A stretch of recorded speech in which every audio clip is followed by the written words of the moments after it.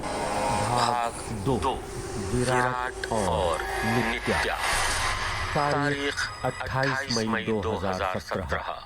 रात रात 11 11 बजे। बजे। डॉक्टर डॉक्टर साहब साहब नित्या का नित्या का चेकअप चेकअप करने के करने के लिए लिए बंगले बंगले पर पर आए आए हुए हुए थे। थे। चेकअप चेकअप करते करते करते करते रात रात बहुत हो बहुत हो गई, गई, इसलिए इसलिए विराट विराट ने ने उन्हें उन्हें वहीं वहीं पर पर रुकने के लिए कह कह दिया। दिया। नित्या नित्या सो सो चुकी चुकी थी। थी। डॉक्टर डॉक्टर साहब साहब अपने अपने साथ साथ हमेशा हमेशा अपनी अपनी खुराक खुराक रखते रखते थे थे और और उस उस रात रात भी भी उन्होंने उन्होंने 2-3 2-3 खुराक खुराक लगा लगा ली ली थी। थी। लो लो विराट, विराट, एक एक तुम भी तुम भी लगा लगा लो। लो। डॉक्टर डॉक्टर साहब ने साहब ने शराब का शराब का प्याला प्याला विराट की विराट की तरफ तरफ करते करते हुए हुए कहा, कहा, नहीं नहीं नहीं नहीं डॉक्टर डॉक्टर साहब, साहब, अब मैं अब मैं नहीं नहीं पीता। पीता। विराट ने मना करते हुए कहा, कब से भाई? तुम ही थे ना जो दिन रात नशे में डूबे रहते थे? डॉक्टर साहब ने हंसते हुए कहा, हाँ डॉक्टर साहब, पर अब मुझे किसी और चीज का नशा है। विराट ने शर्माते हुए कहा, हाँ समझ गया। इतना कहकर डॉक्टर साहब और जोर से हंसने लगे। ये मोहब्बत भी कमाल की चीज है, मिल जाए तो आबाद कर देती है और यदि न मिले तो बर्बाद कर देती है। उस दिन डॉक्टर साहब ने कुछ ज्यादा ही पी ली थी। वो बात बात पर गाली दे रहे थे। आलतू फालतू बातें तो इतनी कर रहे थे कि क्या ही बताया जाए। लेकिन अच्छा ही हुआ जो उन्होंने उस दिन ज्यादा पी ली। इसी कारण उनके मन का पाप जुबान पर तो आया। कहते हैं ना, नशे में इंसान सिर्फ सच कहता है और वही सच उन्होंने उस दिन उगला। डॉक्टर साहब शराब पी रहे थे, तभी उन्होंने बड़बड़ाते हुए नशे में कहा, यार विराट, जिंदगी हो तो तुम्हारी तरह हो। क्यों डॉक्टर साहब? भाई, बिना शादी के शादीशुदा जिंदगी का मजा ले रहे हो, और क्या चाहिए जिंदगी में? क्या कहा डॉक्टर साहब आपने? मैं कुछ समझा नहीं। आप साफ साफ कहेंगे?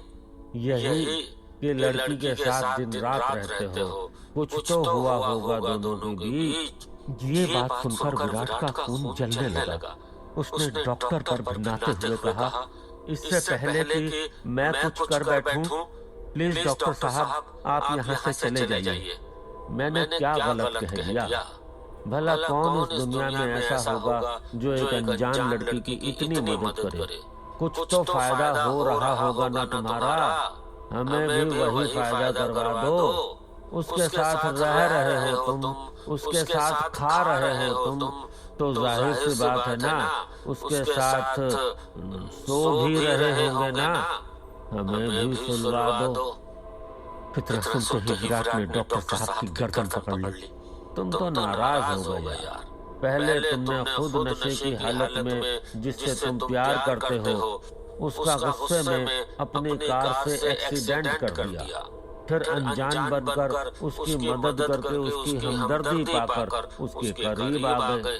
यदि मैंने कुछ मांग लिया तो क्या गलत कर दिया? डॉक्टर साहब और विराट आपस में बातें कर ही रहे थे, तभी सीढ़ियों के ऊपर से व्हील चेयर की आवाज सुनाई देने लगी। जब विराट की नजर ऊपर पड़ी तो उसने देखा सीढ़ियों के ऊपर नित्या थी, जो रो रही थी। नित्या ने विराट और डॉक्टर साहब की सारी बातें सुन ली थी। जरूरी नहीं यदि एक लड़का लड़की एक साथ रहते हो तो उनके बीच कुछ हुआ हो।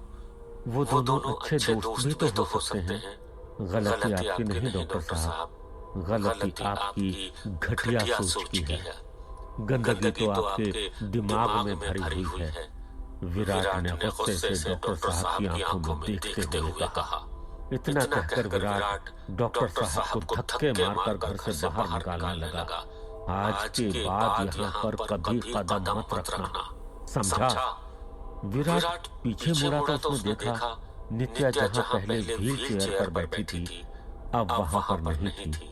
विराट भागते हुए नित्या के कमरे में गया। उसने देखा कि नित्या व्हील चेयर पर बैठकर रो रही थी। आप रोइए मत, मैंने जानबूझकर आपका एक्सीडेंट नहीं किया था। ये सब गलती से हो गया था, मुझे माफ कर दीजिए। विराट ने नित्या के पास जाते हुए धीरे से कहा, मैं इस वजह से नहीं रो रही हूँ विराट। नित्या ने रोते हुए कहा, तो फिर आप क्यों रो रही हैं? आपने मुझे पहले क्यों नहीं बताया कि आप मुझे पहले से जानते थे? जिस अतीत के बारे में मैं जानना चाहती हूँ, वो अतीत आपने मुझसे क्यों छुपा कर रखा? विराट ने नित्या के सवाल का कुछ जवाब नहीं दिया। वो मूर्ति बनकर खड़ा हुआ था। बताइए विराट, आपने मुझसे मेरा अतीत क्यों छुपा कर रखा? बताइए मेरा अतीत क्या था? मैं जानना चाहती हूँ। नित्या ने फिर विराट से पूछा। नित्या बार बार विराट से अपने अतीत के बारे में पूछ रही थी, पर विराट उसके किसी सवाल का कोई जवाब नहीं दे रहा था। नित्या ने विराट के सामने हाथ जोड़ते हुए कहा, प्लीज बताइए विराट, मेरा अतीत क्या है? मैं आपके सामने हाथ जोड़ती हूँ। भगवान के लिए बताइए, मेरा अतीत क्या था? विराट नित्या की जिद के सामने हार गया था। मुझे आपका अतीत नहीं पता। मुझे तो आपका असली नाम तक नहीं पता है, विराट ने रोते हुए कहा। क्या? नित्या ने हैरानी के साथ कहा। हाँ, मैं सच कह रहा हूँ। मुझे आपका अतीत नहीं पता। मेरी बात पर भरोसा कीजिए। नहीं, आप झूठ बोल रहे हैं। अभी मैंने खुद डॉक्टर साहब के मुंह से सुना था कि पहले आप मुझसे प्यार करते थे। यदि आप मेरा नाम तक नहीं जानते थे, तो फिर मुझसे प्यार कैसे कर सकते हैं? नित्या ने रोते हुए कहा। अब मैं आपको कैसे समझाऊं? किसी से प्यार करने के लिए उसका नाम जानने की जरूरत नहीं होती। बस ये पता होना चाहिए कि सामने वाला आपसे प्यार करता है या नहीं। विराट ने भी रोते हुए कहा, प्लीज विराट, आप बातें मत बनाइए और मुझे सीधे सीधे बताइए, आप मेरे बारे में क्या जानते हैं? हम लोग कैसे मिले थे? मैं जानना चाहती हूँ। प्लीज बताइए। डॉक्टर साहब क्या बातें कर रहे थे? ठीक है, मैं आपको सब कुछ बताता हूँ। विराट ने अपने आंसू पोंछते हुए कहा। तारीख 10 फरवरी 2016, रात 2 बजे। हर रोज की तरह मैं देर रात को ऑफिस का काम खत्म कर शराब पीते हुए अपनी फरारी से घर जा रहा था। मेरे एक हाथ में स्टीयरिंग थी, तो दूसरे हाथ में मैकेलन की बोतल। अरिजीत सिंह मेरा फेवरेट सिंगर है, इसलिए हमेशा की तरह उसके ही गाने मेरी फरारी में बज रहे थे। साथ में मैं गुनगुनाए भी जा रहा था। तुम साथ हो या ना हो, क्या फर्क है? बेदर्द थी जिंदगी, बेदर्द है अगर तुम साथ हो। मैंने कुछ ज्यादा ही शराब पी रखी थी।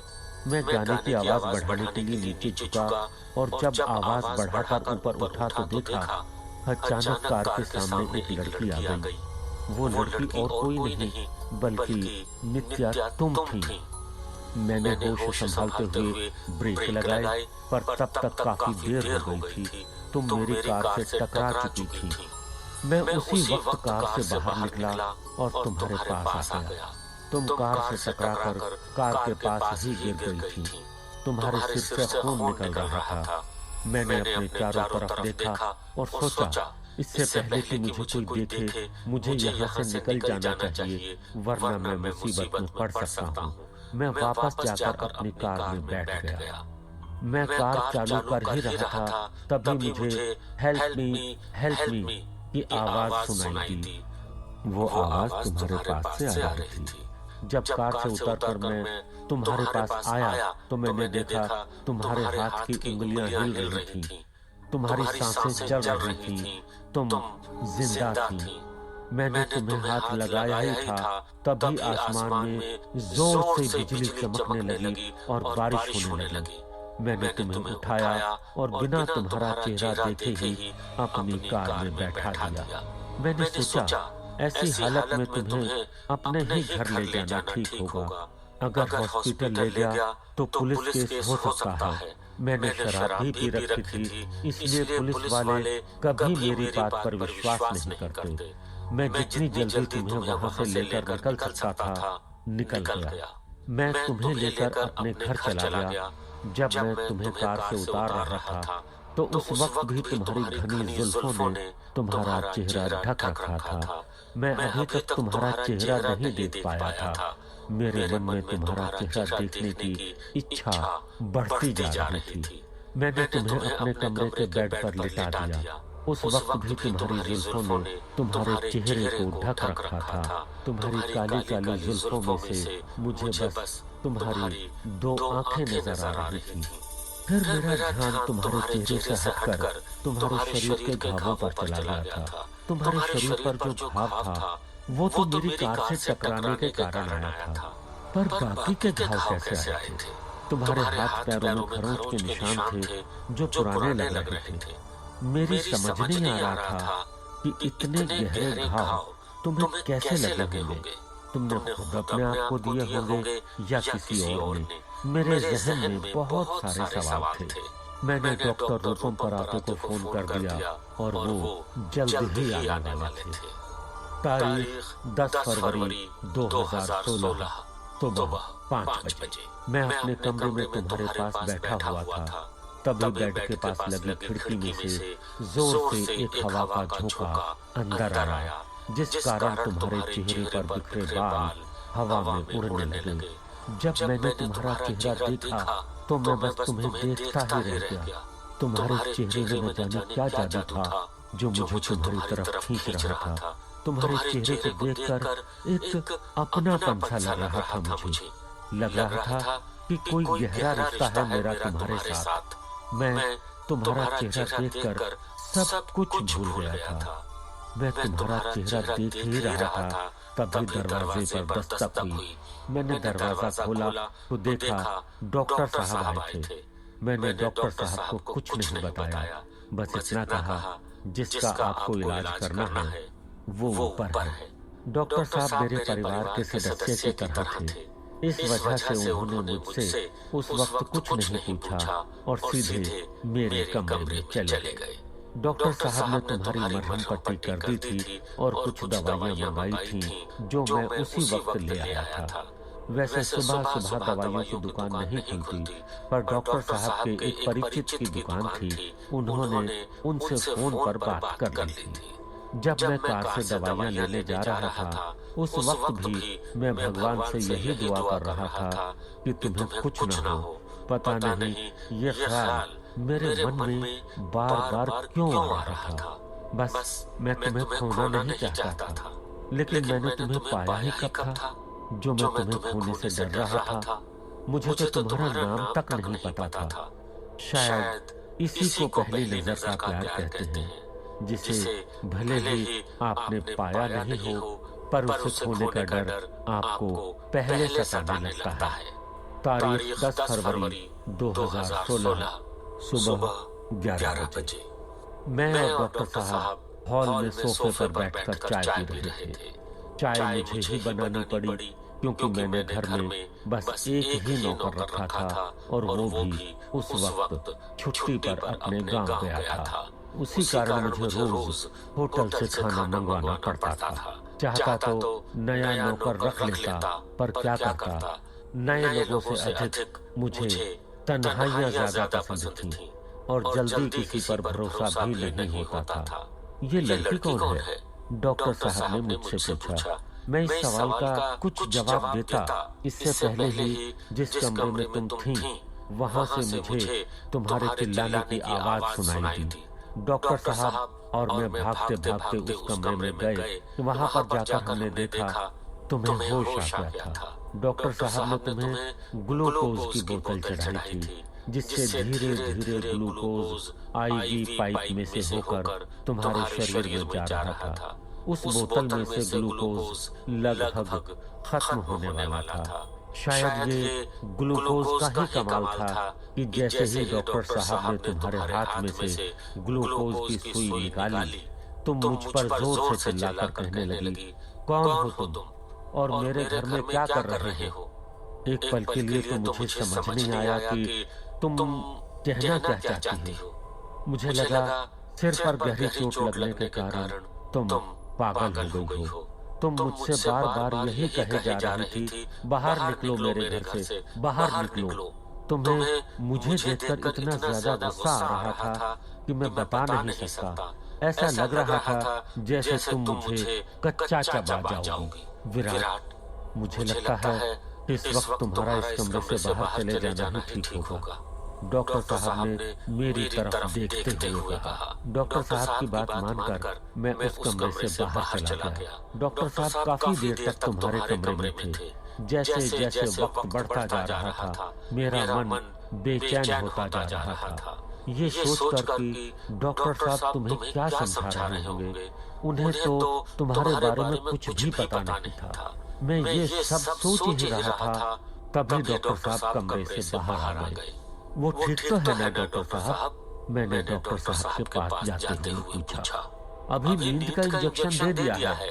सिर पर गहरी चोट लगने के कारण वो अपनी याददाश्त खो चुकी है। उसे लगता है ये घर उसी का है। डॉक्टर साहब ने कहा। क्या उसे कुछ भी याद नहीं है? नहीं, उसे कुछ याद नहीं है। क्या हम उसे उसका अतीत याद दिलाने की कोशिश नहीं कर सकते? नहीं, बिल्कुल नहीं। यदि हमने ऐसा किया तो हो सकता है कि वो कोमा में चली जाए और फिर कभी कोमा से बाहर न आए। ठीक है डॉक्टर साहब, पर आगे क्या करना है? उसकी हालत देखते हुए मुझे लगता है कि वो लड़की जैसा समझ रही है उसे वैसा समझने देना चाहिए। बहुत से केसेस में कई मरीजों को यही लगता है। फिर धीरे धीरे वक्त के साथ उनकी याददाश्त खुद वापस आने लगती है। पर तब तक मैं क्या करूं? ये मुझे नहीं पता। देखो, मैं एक डॉक्टर हूँ और मेरा काम है मरीज को होश में लाना। वो मैंने कर दिया। अब तुम देखो तुम्हें आगे क्या करना है। मुझे तो अपने मरीजों को देखने जाना है। डॉक्टर साहब ने अपनी घड़ी में देखते हुए कहा, वैसे भी पौने 12 बज गए हैं। मैं पहले ही अस्पताल जाने के लिए लेट हो चुका हूँ। इतना कहकर डॉक्टर साहब अस्पताल जाने के लिए रवाना होने लगे। वो दरवाजे तक पहुंचे ही थे कि उन्होंने पलटकर पूछा, वैसे ये लड़की है कौन? आज से पहले तो मैंने इसे कभी नहीं देखा। कल रात मेरी कार से इसका एक्सीडेंट हो गया था और उस वक्त मैंने इसे अपने घर लाना ही ठीक समझा, इसलिए मैं इसे अपने घर ले आया। मैंने डॉक्टर साहब को सारा किस्सा सुना दिया। कुछ देर के लिए डॉक्टर साहब चुप हो गए। फिर उन्होंने हैरानी के साथ कहा, आज से पहले तो मैंने तुम्हें किसी की मदद करते नहीं देखा और आज की तो वो भी इतनी बड़ी। मैंने डॉक्टर साहब की बात का कुछ जवाब नहीं दिया, क्योंकि मुझे पता था डॉक्टर साहब बिल्कुल ठीक कह रहे थे। इस दुनिया के साथ साथ मैं भी बहुत खुदगर्ज बन गया था। न किसी के दुख दिखते थे न दर्द। मैं बहुत मतलबी बन गया था। वैसे यदि तुम्हें इसे अपने घर में रखने में कोई परेशानी हो तो मैं इसे अपने अस्पताल ले जाता हूँ। वहाँ पर इसकी अच्छे से देखभाल भी हो जाएगी। डॉक्टर साहब ने सुझाव दिया। नहीं डॉक्टर साहब, वहाँ पर पुलिस आ सकती है और फिर वो तरह तरह के सवाल पूछेगी। मैं मुसीबत में पड़ सकता हूँ। वैसे भी पुलिस वालों का काम होता है बाल की खाल उतारना, सच को झूठ और झूठ को सच बनाना। विराट ने बौखलाहट के साथ कहा, ठीक है, जैसा तुम ठीक समझो। यदि मेरी कोई जरूरत हो तो जरूर बताना। इतना कहकर डॉक्टर साहब वहाँ से चले गए। डॉक्टर साहब को गए हुए 1 घंटा बीत चुका था और मुझे अपने ही घर में बनवास मिल चुका था। मेरी समझ में नहीं आ रहा था कि मैं अपने घर में कैसे घुसूं। मैं अपने घर के सामने बगीचे में रखी बेंच पर बैठा हुआ था। तभी मुझे एक आइडिया आया। कुछ देर बाद नित्या होश में आ गई थी और उसको भूख लग रही थी। नित्या खाना खाने के लिए किचन में जा रही थी। तभी किसी ने दरवाजे की बेल बजाई। जब उसने दरवाजा खोला तो देखा दरवाजे पर विराट खड़ा हुआ था। तुम? नित्या ने विराट को घूरते हुए कहा। हाँ मैं। विराट ने अपना सिर हिलाते हुए जवाब दिया। चले जाओ यहाँ से। तुम्हें एक बार समझ में नहीं आता क्या? मना किया था ना यहाँ पर मत आना। हाँ जानता हूँ, पर एक बार मेरी बात तो सुन लीजिए। नहीं, मुझे कुछ नहीं सुनना। नित्या ने गुस्से में कहा। प्लीज एक बार। मैंने कहा ना मुझे कुछ नहीं सुनना। देखिए, मैं बहुत मुसीबत में हूँ। मुझे नौकरी की सख्त जरूरत है, लेकिन मुझे नौकर की कोई जरूरत नहीं है। नित्या ने जोर से दरवाजा विराट के मुंह पर बंद करते हुए कहा। ऐसा लग रहा था जैसे नित्या ने विराट के मुंह पर एक जोर से तमाचा मारा हो। वैसे विराट बहुत गुस्से वाला इंसान था। वो चाहता तो उसी वक्त नित्या को अपने घर से निकाल सकता था, पर उसने ऐसा नहीं किया।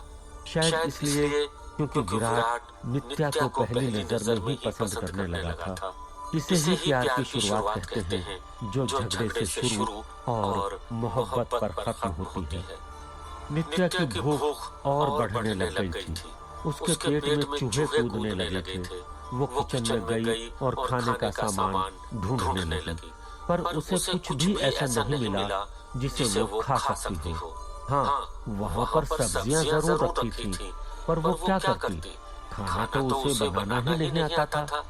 नित्या वापस अपने कमरे में चली गई। जब उसने खिड़की से बाहर झांका तो देखा विराट अभी भी उसके गार्डन में बेंच पर बैठा हुआ था। देखते ही देखते नित्या के सिर में दर्द होने लगा। उसे अजीब सी आवाजें सुनाई देने लगी।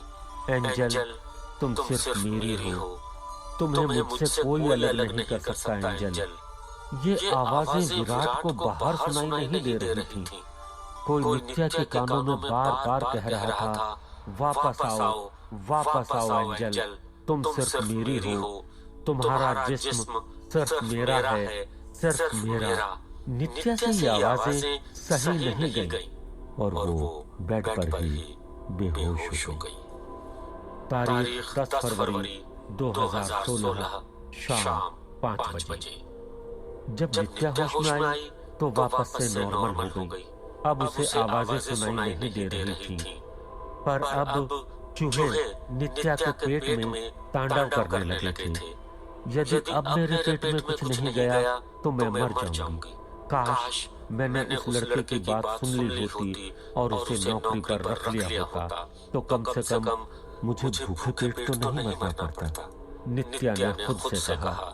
नित्या अपने बेड से उतरकर उदास चेहरा लेकर खिड़की के पास चली गई। जब उसने खिड़की से बाहर झांक कर देखा तो उसके चेहरे पर मुस्कान आ गई। विराट अभी भी गार्डन में बेंच पर बैठा हुआ था। नित्या भागते भागते सीढ़ियों से नीचे आई और दरवाजा खोलकर विराट को देखने लगी। विराट भी जमीन से अपनी नजरें ऊपर उठाकर उसे देखने लगा। नित्या ने विराट को अपने हाथ से इशारा करके अपने पास बुलाया, पर विराट को उसका इशारा समझ में नहीं आया और वो वहीं पर बैठा रहा। ए लड़के, इधर आओ, नित्या ने जोर से विराट को आवाज देते हुए कहा। विराट भागते हुए नित्या के पास जाने लगा। ऐसा लग रहा था जैसे विराट इसी पल का इंतजार कर रहा था कि कब नित्या उसे पुकारे और कब वो उसके पास जाए। तुम्हें नौकरी चाहिए थी ना? नित्या ने कुछ सोचने का दिखावा करते हुए कहा। हाँ मैम, विराट ने झट से कहा। क्या क्या काम कर लेते हो तुम? मैम, मैं सब कुछ कर लेता हूँ, जैसे खाना बनाना, कपड़े धोना, कार चलाना, सब कुछ। सब काम आता है मुझे। आप बस काम बोलिए, क्या काम करना है मुझे। वैसे तो तुम्हें ये सारे काम करने होंगे, पर तुम्हें मेरे मनोरंजन के लिए भी कुछ करना होगा। क्या तुम्हें कुछ करना आता है, जैसे गाने गाना, डांस करना या फिर स्टैंड अप कॉमेडी करना, ऐसा कुछ? विराट अपने सिर पर हाथ रखकर कुछ सोचने लगा। फिर एकदम से बच्चों की तरह हाथ उठाते हुए जैसे किसी शिक्षक ने कोई सवाल पूछा हो कहने लगा, हाँ हाँ, कर सकता हूँ ना, मैं आपके लिए शायरियाँ बोल सकता हूँ। अच्छा, तो तुम शायर हो? शायर तो नहीं, पर हाँ, कभी कभी तन्हाइयों को मिटाने के लिए लफ्जों का सहारा ले लेता हूँ और उन्हें पन्नों में उकेर देता हूँ। ठीक है, पर तुम्हारी सैलरी सिर्फ 10,000 होगी। ठीक है मैम। इतना कहकर विराट घर में घुसने लगा तो नित्या ने अपना हाथ दरवाजे पर रखते हुए विराट का रास्ता रोक लिया। अरे रुको रुको, अंदर कहाँ जाते हो? जाने से पहले कुछ अर्ज तो कर दो। विराट सोचने लगा कि वो क्या बोले। तभी उसके दिमाग में कुछ लाइनें आईं और वो कहने लगा, ना ही चांद लाकर दे सकता हूँ, ना ही ताजमहल बनाकर दे सकता हूँ। मैं एक छोटा सा शायर हूँ, रोज एक नई गजल बनाकर दे सकता हूँ। वाह वाह वाह वाह, नित्या ने विराट को दाद देते हुए कहा। विराट और नित्या साथ साथ घर के अंदर चले गए। जैसे ही विराट ने घर के अंदर कदम रखा, नित्या उससे कहने लगी, देखो, सबसे पहले तुम्हें मेरे लिए खाना बनाना है। मुझे बहुत तेज भूख लगी है। ठीक है मैम, विराट ने अपना सिर हिलाते हुए कहा। विराट को ऑर्डर देने के बाद नित्या सीढ़ियों से ऊपर चलते हुए कमरे में चली गई। विराट किचन में गया और मन में सोचने लगा, खाना बनाने के लिए हाँ तो बोल दिया, पर कमबख्त खाना बनाना आता किसे है? मेरा खाना तो खुद होटल से आता है। कुछ देर तक विराट ऐसे ही खड़ा रहा, फिर न जाने उसके दिमाग में क्या आया। वो जोर जोर से चिल्लाते हुए कहने लगा, आइडिया, यूट्यूब। आज के युग के गुरु तो यूट्यूब है, जो हमें सब सिखा देते हैं। विराट ने अपनी पैंट की जेब में से मोबाइल निकाला और यूट्यूब से भिंडी की सब्जी बनाना सीखने लगा। जैसा जैसा वीडियो में दिखाते जा रहे थे, विराट वैसा वैसा करते जा रहा था। हैरत की बात तो ये थी कि विराट ने अपनी जिंदगी में पहली बार खाना बनाया था और सब्जी के साथ साथ रोटी चावल भी बना लिए थे, वो भी एकदम परफेक्ट। विराट भी ये सोचकर हैरान था कि ये सब उसने कैसे कर लिया। विराट ने खाना बनाकर डाइनिंग टेबल पर लगा दिया था। खाना दिखने में तो बहुत अच्छा लग रहा था, पर न जाने उसका स्वाद कैसा होगा। यही सोच सोचकर विराट का मन बेचैन हुए जा रहा था। उसे ऐसा लग रहा था कहीं खाना पसंद न आने पर नित्या उसे नौकरी से न निकाल दे। इतनी मुश्किल से तो वो खुद के घर में घुसा था। विराट यही सोच रहा था, तभी नित्या डाइनिंग टेबल के पास आ गई। खाना बन गया? नित्या ने विराट के कंधे पर हाथ रखते हुए पूछा। हाँ मैम, बन गया। नित्या खाना खाने के लिए कुर्सी पर बैठ गई। उसने डाइनिंग टेबल पर रखे बर्तनों से ढक्कन हटाने शुरू कर दिए। जब नित्या ने भिंडी की सब्जी देखी तो उसके चेहरे पर एक अलग ही मुस्कान आ गई। अरे वाह, तुमने भिंडी बनाई है? नित्या ने खुश होते हुए कहा। भिंडी तो मेरी पसंदीदा सब्जी है। कहते हुए नित्या ने फुर्ती के साथ अपना हाथ आगे बढ़ाया और रोटी का निवाला तोड़कर खाने लगी। पहला निवाला खाकर नित्या कुछ देर के लिए चुप बैठी रही। लगता है मेरी नौकरी तो गई, विराट मन ही मन सोचने लगा। वाह, क्या सब्जी बनाई है तुमने? नित्या ने खुश होते हुए कहा। ये करिश्मा कैसे हो गया? विराट ने धीरे से खुद से कहा।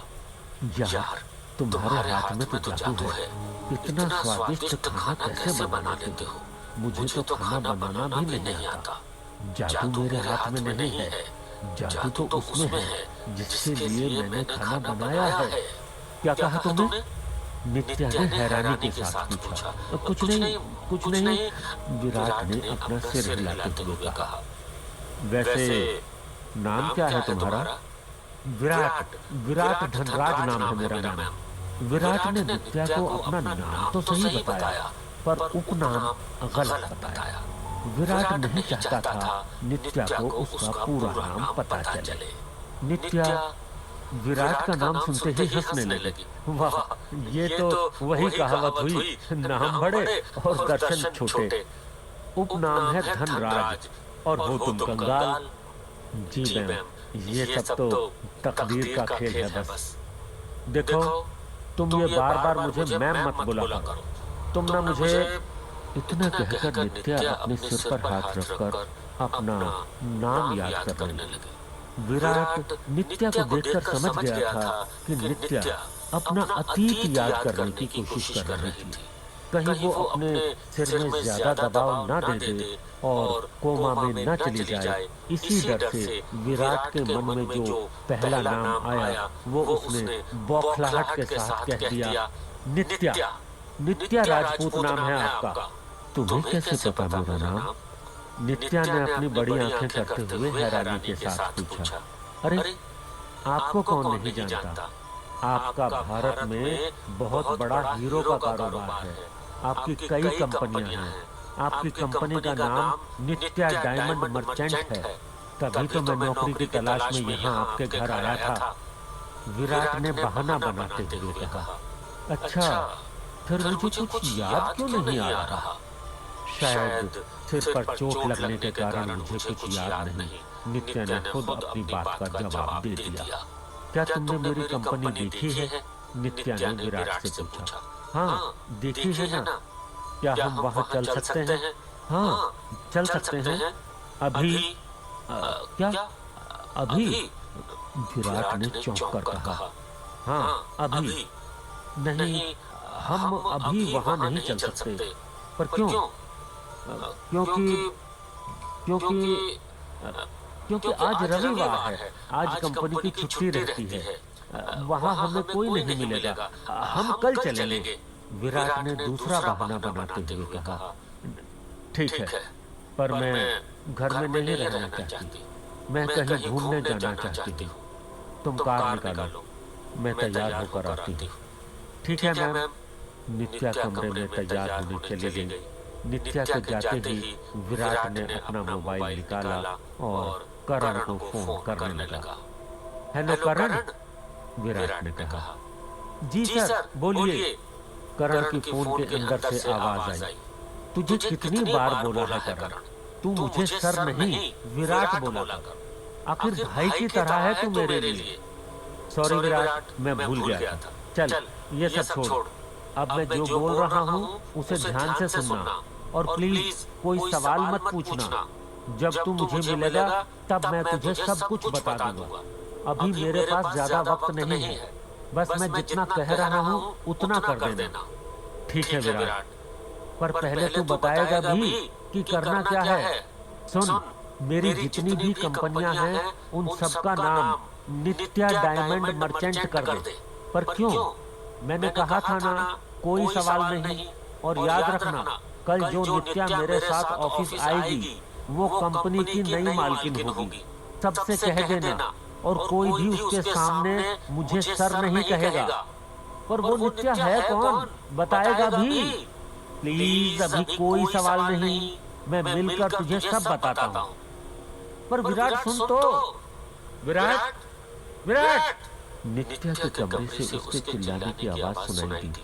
नित्या की आवाज में क्रोध झलक रहा था। विराट ने नित्या की आवाज सुनकर फोन कट कर दिया।